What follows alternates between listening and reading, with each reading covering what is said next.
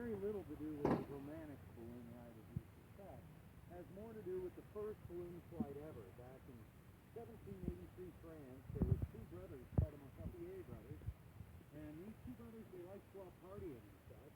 But back in 1783, they didn't have light, they had fire, and the ladies back then wore hoop skirts. They noticed, though, that as these ladies would walk near the fires, their hoop skirts would kind of billow out and go up. Of course, any good gentlemen pay close attention to that. But what they also noticed was the lift. So they tried putting a bag over the chimney to see if it went up, and sure enough, it did. At the time, they thought that was the coolest thing they'd ever seen, so they thought, well, let's see if this bag will lift something. So they made a great big bag, one that was 70,000 cubic foot. Good example is the balloon we flew today is 260,000 cubic foot. Now, so you can wrap your heads around that, the Goodyear blimp is 208,000. So this thing will dwarf the Goodyear blimp. They put it on 4 poles, about the size of light poles, and built a big bonfire underneath it out of anything that would smoke. See, back then they thought it was the smoke that made it go up. That's all they could see. So they used like rotting meat, lamb's wool, straw, paper. It was nasty. They put animals in. They put a chicken, a duck, and a goat in this thing and said, cut it away, and off these critters go. 2,000 feet in the air, came back down, crashed, and burned. Only thing that happened, though, was the duck broke its leg. So they thought if all that happens to a puny little duck is a broken leg, then humans should be able to handle it, right? Well, they weren't going to do it themselves, so they then went to their king, asking the king for peasants. He offered up prisoners, said they're going to the gallows anyways, if they die, so mote it be. Threw the biggest party in French history, still to date. In fact, Benjamin Franklin sailed over to see this, Marie Antoinette was there, anyone that was anyone showed. They started hauling these prisoners out, and as everyone's booing and hissing, throwing rotten fruit at them, the royal historian Pilotre d'Arosier coming forward. He said, wait. If this is successful, you're going to be sending prisoners into history. That's crazy. The king said, well, fine, Pilotre, you do this yourself. So this brave historian jumps in the craft, big plume of smoke, 4 poles, says, cut me away, and off he goes, 2,400 feet up. On the way back down, needless to say, he starts stoking the fire, and sure enough, he leveled off. Went on with the first ever successful manned flight in history. Oh. Yeah, came back to the kingdom. The king looked him over and said, well, what happened to you? Why are you all bloody? He said, well, I was flying over the countryside, and all the farmers and ranchers, they were chasing after me with pitchforks, yelling, kill the devil. Well, think about it, 1783, you're out there farming your crop, big black ball, belching smoke coming at you. Obviously not an angel. So the king put out a decree with 3 very important things to it. First and foremost, to bring a small token from the royal court to show that you are indeed civilized men and not demons from hell. See, back in 1783, peasants never drank champagne. This was only a drink of royalty. So they'd hang it out of the basket yelling, we come in peace.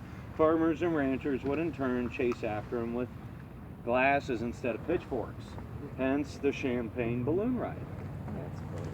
Yeah, so Wow. what we offer nowadays is something we call Balloonist Sunrise. What it is part champagne, part citrus punch. It's a lot like a mimosa, just better. Or you could have straight champagne, you could have just juice, and we also have white grape cider. So let's start over here. What would you guys like? What do you want? You think I'll be able to drink the champagne? Yeah. Yes, I can No. drink water. Yeah. It's clear. No. Okay. That was part of my $129. Just get your glass. Better than mimosa. Mix. Just You want cider or juice? Yeah, cider, juice. Okay, what? Cider for you? Okay. Nothing for me. Juice? Hello? Okay. You don't want to toast with us? I can't because I have a procedure to go through. You can't You can drink do it with anything? water. Water. Hello? Oh, okay. Well, we'll do water. Speaking. Uh-huh. They said you can toast with us. Now, if you guys remember, there was 3 important things in this decree. First and foremost, Hello? the champagne. Secondly, they decided to name this contraption after the first men that built it, whom were the Montgolfier brothers. So if you translate hot air balloon to French, it translates Montgolfier. Oh, it's recording. And then they decided to name anyone that gets in this Montgolfier after the first man to get in it, whom was Pilotre de Rosier, hence the designation pilot, Pilotre. This one's yours, kiddo. Say thank you. Now we've got one more tradition. Back in the late 1800s, an Irish priest by the name of O'Reilly got to go for balloon riding. He thought it was so cool that we should have our very own prayer. So he wrote us a prayer called the Balloonist Prayer. We'll toast with that. So why don't you guys come and get your drinks as I pour them, and we'll hold them high and toast with that prayer. Ricky.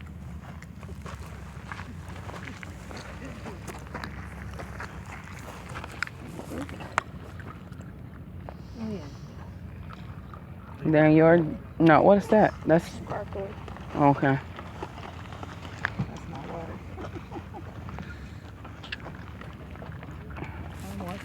All right. No way. The winds have welcomed you with softness. Hold on, The could you sun roll, has please? blessed you with its warm hands. You've flown so high and so well that God joined you in your laughter and set you gently back again into the loving arms of Mother Earth. Salud. You Salut. guys are now official aeronauts. Yay. Cheers. Cheers, thank you. Yay. Toast.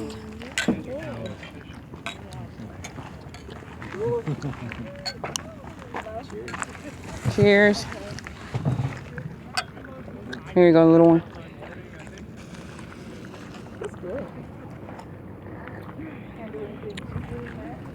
You got a mix. So we've got snacks and goodies here. There's cheesecakes and cream puffs there.